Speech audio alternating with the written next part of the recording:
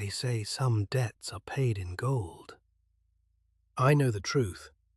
The ink was already dry on Elara's ledger the moment she tried to save her grandmother.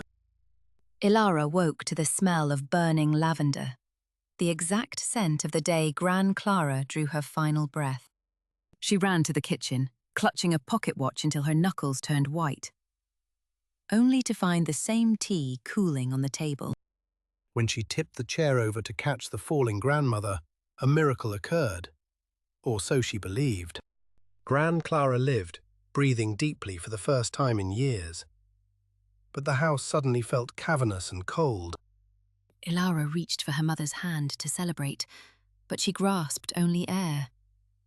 The memory of her mother's face dissolving like smoke in a gale.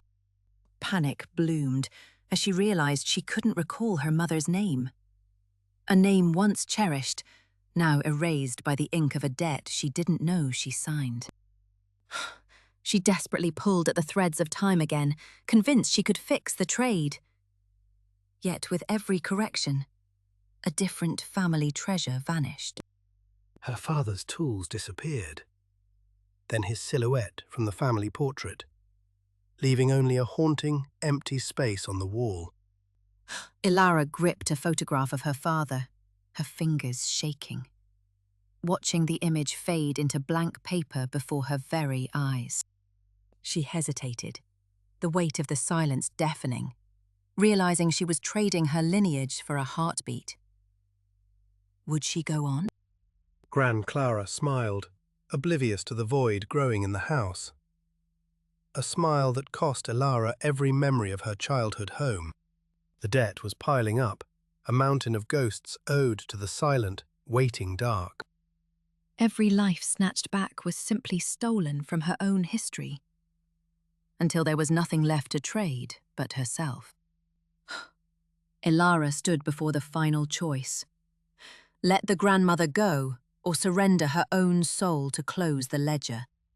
The clock struck the final hour, and the debt collector finally stepped from the shadows.